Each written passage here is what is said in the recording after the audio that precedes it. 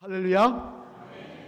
오늘은 너는 내 집을 다스리라 라는 제목으로 하나님의 말씀을 대언하도록 하겠습니다. 프랑스의 동화 작가 중에 페로라고 하는 이름을 가진 사람이 있습니다. 과거의 사람인데요, 그가 지었던 단편집 중에 쌍드리옹이라고 하는 단편집이 있는데, 이 책은 우리나라에서 다른 이름으로 번역이 되었습니다. 아마 만화를 만화를 보면 금방 아실 거예요. 한번 볼까요? 뭡니까? 예, 신데렐라로 번역이 되었던 책입니다. 신데렐라는 여러분 내용은 제가 설명 안 해도 너무나 잘 아실 것입니다. 그죠?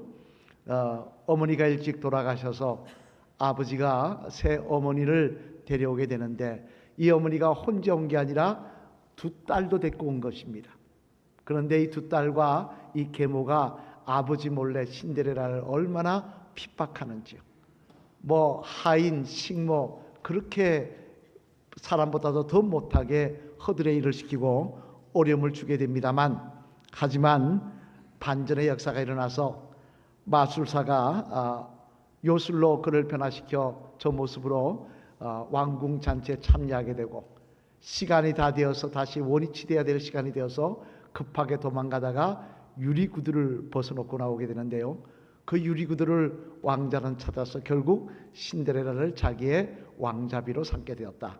한순간 정말 식모 같은, 하녀 같은 신세에서 졸지에 왕자비가 되는 그런 극적인 내용을 담은 그런 이야기책입니다만, 그런데 재미난 사실은 이런 신데렐라 같은 이야기가 전 세계 어느 나라에도 있다는 사실입니다. 어느 나라에도 똑같은 비슷한 소설들이 있더라는 거예요. 우리나라에도 뭐가 있습니까? 콩쥐팥쥐, 그죠? 왕비 되지 않습니까? 콩쥐팥쥐. 그리고 유럽만 하더라도요, 그런 비슷한 종류의 동화가 한 500개가 된다고 합니다. 이는 무엇을 이야기하느냐? 사람들은 결국 뭘 좋아하느냐? 역전의 드라마를 좋아한다는 거예요. 반전의 드라마, 그죠? 한순간 나락에 갔다가 끝에 확 뒤집고 성공하는 그런 드라마. 야구나 축구나 이런 것도 역전의 드라마를 좋아합니다, 그죠? 그렇게 사람들은 그런 것을 좋아하는 것을 단적으로 보여주는 신뢰라고 이야기할 수 있을 것입니다만, 왜 이런 말씀을 드린고 하니, 오늘 본문의 말씀도 이처럼 역전 드라마가 기록되어 있기 때문에 그렇습니다. 오늘 본문 40절로 41절 말씀 앞을 보시며 우리 한번 같이 읽어보시겠습니다. 시작. 내 백성이 다 내 명령에 복종하리니 내가 너보다 높은 것은 내 왕자뿐이니라. 바로가 또 요셉에게 이르되 내가 너를 애굽 온 땅의 총리가 되게 하노라 하고. 아멘. 무슨 이야기입니까? 이는 애굽의 노예로 끌려왔던 요셉이 총리가 되게 되었다는 거예요. 총리라고 하면요, 우리로 치면은 국무총리라고 이야기할 수 있을 것입니다만, 하지만 그 역할은 많이 다릅니다. 우리나라 대통령 밑에 국무총리가 있지만, 그 국무총리는 역할은 국무총리지만 때때로 백성들을 설득하는 일도 해야 되고, 또 백성들에게 잘못되었으면 앞에 나가 사과하는 일도 해야 되는 게 국무총리입니다. 하지만 애굽의 총리 되시는 그런 모습이 아니라는 거예요. 애굽의 총리 되시는 말 그대로 애굽 왕 바로 밑에 이자입니다. 누구도 그 말에 대해서, 왕을 빼놓고는 누구도 그 말에 대해서 토를 잘 수 없습니다. 누구도 그 사람한테 사과하라고 이야기할 수 없습니다. 그의 말이 법입니다. 그의 말이 법입니다. 한마디로 말해서 왕 빼놓고는 누구도 건드릴 수 없는 절대 2인자가 바로 총리 대신이었다는 것입니다. 이런 자리에 지금 요셉이 오르고 있는 것입니다. 그렇다면 여러분 한번 상상해 보시길 바랍니다. 얼마 전까지 애굽의 노예로 끌려와서 왕의 감옥에 갇혀 오늘 죽을지 내일 죽을지 모르던 요셉이 오늘은 애굽의 총리 대신이 되어서 왕의 희장을 받고 총리 대신의 가운을 입는다? 여러분 어떨까요? 얼마나 그 마음속에 기쁨과 감격이 넘쳐났을까요? 우리가 보지 않아도 알 수 있는 이야기입니다만, 하지만 우리가 주목해 볼 것은 요셉은 그런 환경의 변화, 신분의 변화만을 가지고 기뻐하고 있지 않더라는 것입니다. 그에게는 더 큰 기쁨이 있더라는 거예요. 하나님을 통한 더 큰 기쁨이 있더라는 거예요. 그건 상황과 상관없이 그의 마음의 기쁨으로 차지하고 있더라는 것입니다만, 오늘 총리 되시는 일을 통해서 그는 더 큰 하나님이 주시는 기쁨을 맛보고 있더라는 것입니다만, 바라기는 오늘은 이 말씀을 살펴봄을 통하여 저와 여러분에게도 인생 여정 가운데 하나님이 주시는 이런 기쁨이 저와 여러분의 삶 속에 충만하시기를 주님의 이름으로 간절히 축원을 드립니다. 그러면 요셉의 마음속에 총리 대신이 되었다는 것보다 더 하나님이 주시는 기쁨, 그의 마음을 더 기쁘게 했던 일, 그것은 무엇이었을까? 그 내용을 한번 살펴보면요, 먼저 첫째로 앞을 보시며 한번 같이 읽어보시겠습니다. 시작. 여전히 하나님의 자신을 기억하고 계심을 요셉은 더 기뻐했다는 것입니다. 요셉은 뭐가 더 기뻤다고요? 하나님이 자신을 여전히 기억하고 계심을 기뻐했다는 것입니다. 오늘 본문전인 창세기 41장 1절 말씀 앞을 보시며 한번 같이 읽어보시겠습니다. 시작. 만 2년 후에 바로가 꿈을 꾼 적 자기가 나일 강가에 서 있는데. 아멘. 무슨 이야기입니까? 요셉이 술 가는 장을 만나서 내게를 잘 왕에게 말해달라고 이야기한 지가 몇 년이 흘렀다는 이야기입니까? 2년이 흘렀다는 이야기. 2년이 결코 짧은 세월이 아닙니다. 2년의 세월이 흘러버렸다는 게. 그렇다면 여러분, 2년 동안 요셉의 마음속에는 어떤 생각이 들었을까요? 먼저는 술 맡은 관원장, 자기에게 은혜를 입었던 관원장이 새까맣게 잊어버리고 자기를 거론하지 않음에 대해서 실망하며 마음이 아팠을 것입니다. 하지만 그의 마음을 더 아프게 한 것은 뭐냐? 바로 하나님에 대한 의심이었을 것입니다. 하나님이 나를 잊어버리신 게 아닌가? 하나님이 나를 버리신 것이 아닌가? 하나님의 마음속에 내가 더 이상 있지 않은 것은 아닌가? 그것이 그의 마음의 가장 힘든 부분이었을 것입니다. 프랑스의 여성 화가이자 시인 중에 마리 로랑생이라는 여인이 있습니다만, 사진 한번 볼까요? 이렇게 생긴 분이신데요, 미인으로 생기셨죠? 그런데 이분이 시 중에 우리에게 널리 알려진 시가 하나 있습니다. 뭐냐면 가장 불쌍한 여인에 대한 시입니다.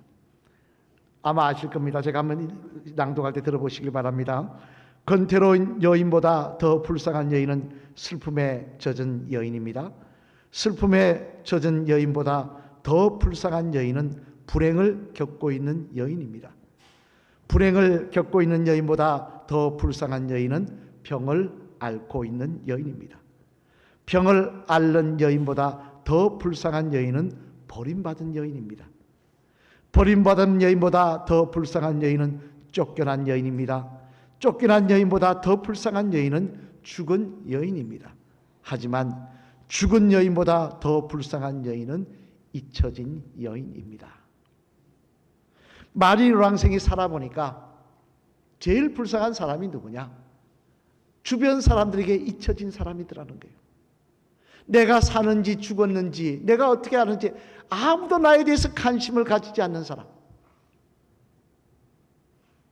내 존재 자체도 잃어버려서 내가 이 세상에 사는지 없는지도 기억하지 못하는 사람, 그 사람이 제일 불쌍한 사람이더라는 거예요. 그렇게 로랑생은 자기의 시에서 고백하고 있습니다만, 저는 더 불쌍한 사람이 있다고 생각합니다. 그 사람이 누구냐? 바로 하나님께 잊혀진 사람입니다. 왜냐하면요, 하나님께 잊혀지면요, 그 인생에는 미래가 없기 때문입니다.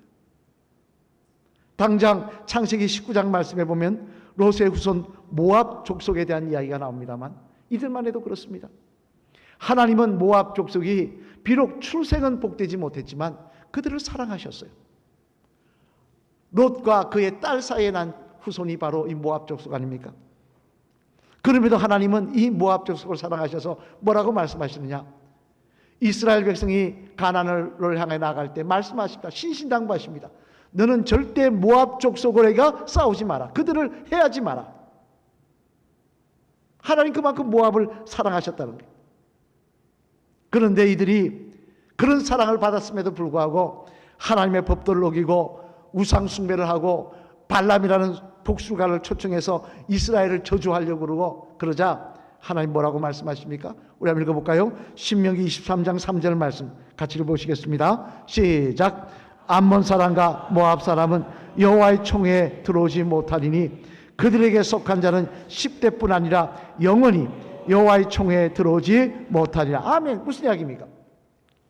암몬과 모압 다 롯과 그 딸들 사이에 난 후손들입니다. 이들에 대해서 뭐라고 이야기하느냐? 총회에 들어오지 못할 것이다. 하나님의 백성의 반열에 서지 못할 거예요. 다시 말해 하나님이 그들을 잊어버리시겠다는 거예요. 하나님의 마음에 더 이상 그들을 두지 않으시겠다는 거예요. 그랬더니 어떻게 됩니까? 한때는 번성했습니다. 지금은 흔적도 없는 민족이 되어버렸다는 거예요. 지금은 완전히 사라진 민족이 되어버렸다는 거예요. 바로 요셉에게도 이런 두려움이 있었습니다. 하나님 나를 잃어버리신 거 아닌가? 내가 감옥에 갇힌 것이 억울한 것이 아니라 하나님 나를 잊어버리신 게 아닌가? 나를 버리신 것이 아닌가? 하지만 오늘 바로 앞에서 꿈을 해몽하게 썼을 때 그는 분명히 깨닫습니다. 아, 그동안 나는 하나님이 나를 잊어버리신가 두려워했는데 아니었습니다. 하나님은 나를 기억하고 계셨습니다. 하나님은 나를 잊어버리지 않고 계셨습니다. 여전히 나와 함께하고 계셨습니다. 여러분, 우리도 때때로 어려운 일을 당할 때 요셉처럼 고민합니다. 하나님 나를 잊어버리신 거 아닙니까? 나를 버리신 거 아닙니까? 나를 모른 채 등 돌려버리신 거 아닙니까? 그러나 여러분, 우리가 기억해야 될 사실은 하나님은 절대 하나님의 자녀를 잊어버리지 않으십니다. 하나님은 절대 하나님이 택하신 백성을 잊어버리지 않으십니다. 왜 그렇습니까? 하나님이 약속하시기 때문에요. 우리 이사야 41장 8절로 9절 말씀 앞으로 보시면 한 같이 읽어보실까요? 시작. 그러나 나의 종 너 이스라엘아, 아브라함의 자손아, 내가 땅 끝에서부터 너를 붙들며 땅 모퉁이에서부터 너를 부르고 내게 이르기를 너는 나의 종이라. 내가 너를 택하여 필요하지 버리지 아니하였다 하였노라. 아멘. 무슨 말씀이에요? 하나님 말씀하십니다. 내가 너를 택하였으니 내가 너를 버리지 않겠다는 것입니다. 내가 나를 먼저 버리면 모를까? 우리가 먼저 하나님을 버리면 모를까? 내가 먼저 하나님을 버리지 않으시면 끝까지 우리를 버리지 않으시겠다는 거예요. 또 이사야 49장 16절 말씀에서 이렇게 말씀하십니다. 한번 같이 읽어볼까요? 시작. 내가 너를 내 손바닥에 새겼고 너의 성벽이 항상 내 앞에 있나니. 아멘. 뭐라고 말씀하십니까? 하나님 말씀하십니다. 내 이름을 내 손바닥에 새기셨다는 거예요. 여러분, 하나님이 손을 펴실 때마다 내 이름을 기억하시겠다는 것입니다. 이게 얼마나 감사한 일입니까? 여러분 잘 아시는 모래의 발자국이라는 이야기를 아실 겁니다만 잘 아시죠? 인생이 다 끝나고 난 다음 하나님 앞에 갔는데 하나님이 그런 인생을 보여주십니다. 내 혼자 걷다가 예수님 믿고 나니까 예수님 발자국이 옆에 찍힙니다. 아, 예수님 나와 함께 하셨군요. 그런데 갑자기 또 발자국이 하나가 됩니다. 그때 보니까 내가 제일 어려울 때였어요. 하나님 왜 나 혼자 그땐 걷게 하셨습니까? 라고 불평하자 하나님 말씀하십니다. 이건 너 혼자 건 것이 아니라 그런 것이 아니라 내가 너를 얻고 그런 자리다. 내가 너를 얻고 그런 자리다. 여러분, 하나님은 택한 백성을 잊어버리지 않습니다. 하나님은 분명히 기억하시며 오늘도 우리의 이름을 하나님의 손바닥에 새기고 계신 줄로 믿습니다. 마태복음 28장 20절 말씀해 보면요, 주님은 성천하시기 전에 이렇게 우리에게 약속하십니다. 한번 같이 읽어보실까요? 시작. 내가 너에게 분부한 모든 것을 가르쳐 지키게 하라. 볼지어다 내가 세상 끝날까지 너희와 항상 함께 있으리라 하시니라. 아멘. 볼지어다 내가 세상 끝날까지 너희와 항상 함께 있으리라. 주님의 약속이니 이 약속이 오늘도 이루어지고 있는 줄로 믿습니다. 여러분, 우리가 기뻐할 것은 무엇입니까? 내가 총리 대신이 되었다고요? 내 삶에 좋은 일이 있다고요? 내가 바라던 일이 이루어졌다고요? 그게 중요한 게 아닙니다. 진짜 중요한 건 하나님이 나를 기억하시는 것입니다. 하나님이 내 이름을 기억하시며 내 삶을 기억하시며 내 이름을 자기 손바닥에 새기시고 나와 함께 하시는 그 사실이 가장 큰 기쁨인 줄로 믿습니다. 오늘 요셉은 그것을 기뻐하고 있는 것입니다. 바라기는 저와 여러분에게도 나를 기억하시며 내 이름을 기억하시는 주님, 내 이름을 손바닥에 새기신 주님, 그 주님을 바라보며 기뻐하며 찬양하며 인생길을 걸어가시는 저와 여러분이 되시기를 주님의 이름으로 간절히 축원을 드립니다. 둘째로 또 하나 요셉의 기쁨은 무엇이었느냐? 총리 대신된 것보다 우리 한 같이 읽어보시겠습니다. 시작. 하나님의 놀라운 예비하심을 요셉은 더 기뻐했다는 것입니다.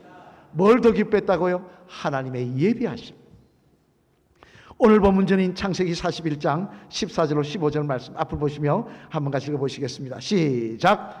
이에 바로가 사람을 보내어 요셉을 부르매 그들이 급히 그를 옥에서 내놓은지라 요셉이 곧 수염을 깎고 그의 옷을 갈아입고 바로에게 들어가니 바로가 요셉에게 이르되 내가 한 꿈을 꾸었으니 그 한 자가 없더니 들은즉 너는 꿈을 들으면 능히 푼다 하더라. 아멘. 무슨 이야기입니까?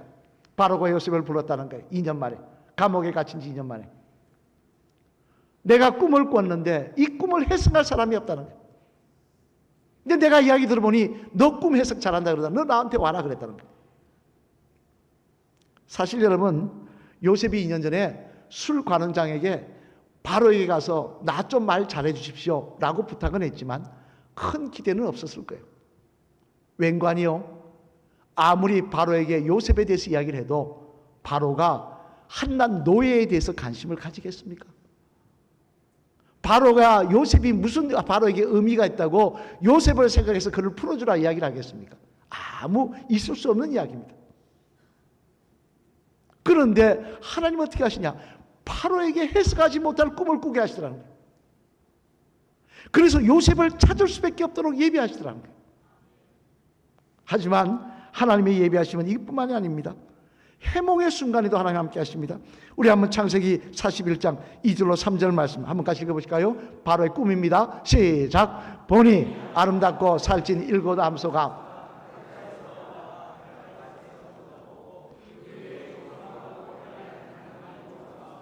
나일 강가에서 올라와 그 소와 함께 나일 강가에 서 있더니 아멘. 또 5절 6절 말씀도 한 같이 읽어보시겠습니다. 시작. 무성하고 그 위에 또 가늘고 동풍에 마른 일곱 이삭이 나오더니 아멘. 무슨 이야기입니까? 바로가 꿈을 꾼데 꿈의 내용이 별게 아니에요. 살찐 일곱 소가 나오고 그 다음에 마른 일곱 소가 나오는데 일곱 소가 살찐 일곱 소를 다 잡아먹어버렸다는 거예요. 그 다음에 미리싹이 풍성한 미리싹이 7개가 나오는데 그 다음에 또 바짝 마른 미리싹 7개가 나오더니 그걸 갖다 다 죽여버렸다는 거예요. 자, 이런 꿈을 꿨다는 것입니다. 그렇다면 여러분 한번 생각해 보십시오. 여러분이 이런 이야기를 들었으면 무슨 상상을 하시겠습니까? 비유가 뭡니까? 소하고 미리싹이에요. 그렇다면 이건 뭐에 관련된 인간입니까? 농사에 관련된 거예요. 바보가 아니더라도 형이상학적인 게 아닙니다. 뭐 용이 날아다니고 하는 이야기가 아닙니다. 소하고 이삭이에요. 이거는 농사에 관련된 거예요. 누가 봐도. 더군다나 바로 옆에는 꿈을 해몽하는 사람들이 얼마나 많이 있습니까? 학교 그 옆에는 보면 박사들과 점술가들이 얼마나 많이 있습니까? 그들이 바보가 아닌다면 이거는 농사에 관련된 겁니다. 아무래도 흉년이 올 것 같습니다. 이야기할 수 있는 이야기예요. 그런데 놀라운 사실은 아무도 그런 상상조차 못하더라는 거예요. 요셉을 불러서 들어야만 되게끔 만드시더라는 거예요. 왜 그렇습니까? 하나님이 막으셨기 때문입니다. 그들의 지혜를 막으시고 요셉에게만 들어야만이 요셉을 세우시기 위해 그렇게 하시더라는 거예요. 우리나라 CBS라고 하는 기독교 방송이 있습니다. 그 방송의 초대 사장님이 누구냐면 목사님이셨습니다. 김성천 목사님이라고 목사님이셨는데요. 그분의 고향은 어디느냐? 저 경상북도 두메산골 그런 두메산골이 없다고 합니다. 그 두메산골에 살았는데요. 그런데 그 동네에서는 대구나 부산 같은 곳에 나가서 살아보는 사람도 없는 그런 촌구석에, 저 손구석에 정말 촌이라고 이야기할 만한 그런 산골이었어요. 근데 그곳에 선교사님이 들어와서 복음을 전합니다. 이때 이 김성천 어린이는 그 선교사님의 말씀을 듣고 교회에 나가서 크리스마스 행사하고 하는 게 좋아서 교회를 나갑니다. 그러면서 마음에 한 꿈을 꾸는데요. 뭐냐면, 하나님, 저를 이곳에서 벗어나게 해주세요. 외국에 가서 공부하게 해주세요. 그래서 주의 종 되어서 하나님 잘 섬기게 해주세요. 그게 꿈이요 기도의 제목이었습니다. 근데 재미난 건요, 그 꿈 이야기를 하니까 아버지도 웃어요, 어머니도 웃어요, 친척들 다 웃어요, 동네 사람들 다 웃어요. 왜? 뭐라 그러냐? 야 이놈아, 대구만 나가도 잘한 거다. 대구만 나가도 잘한 거다. 네 같은 촌놈이 우리가 뭐가 있어서 외국을 나가냐, 말 같지 않은 소리 하지 마라. 그런데 이 선교사님을 통하여 일본 유학에 그게 길이 열려서 일본을 유학 갑니다. 장학생으로.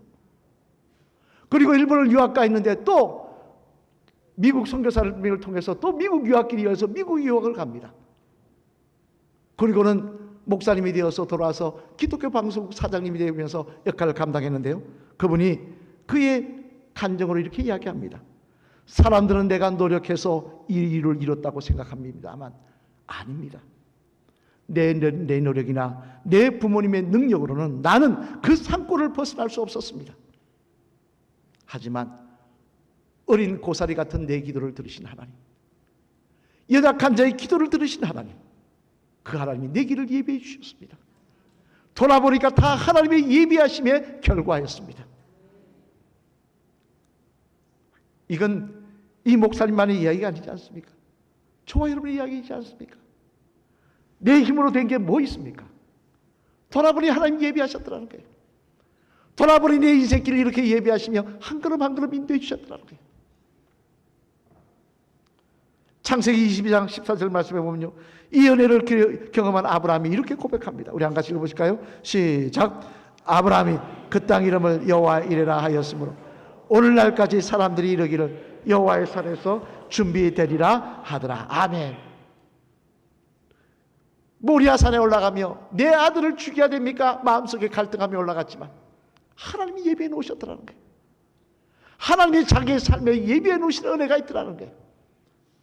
오늘 요셉은 이 은혜를 총리가 된 것이 기쁜 것이 아니라 하나님이 이렇게 예비하신 그 승리를 바라보며 그런 기뻐하며 감사하고 있는 것입니다.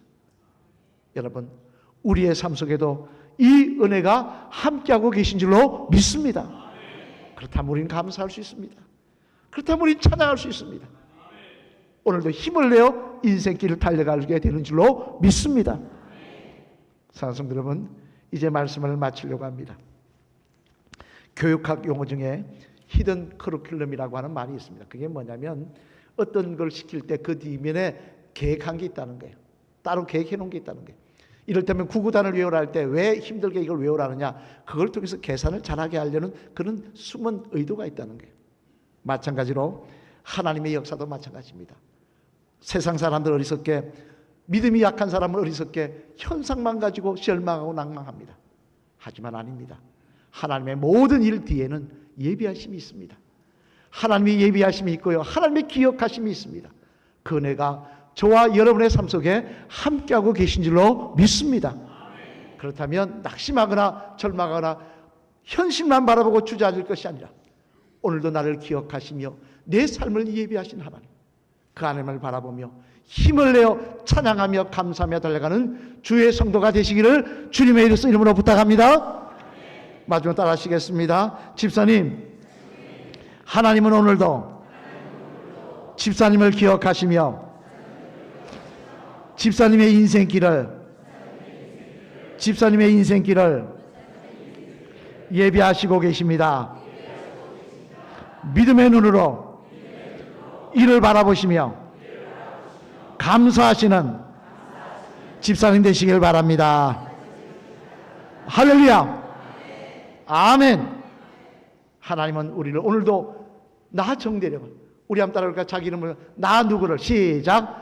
나 정대령을 제 이름 부르지 마시고 자기 이름 부르시죠. 시작. 나 정대령을. 시작. 나 정대령을 기억하시며 예비하실 줄로 믿습니다.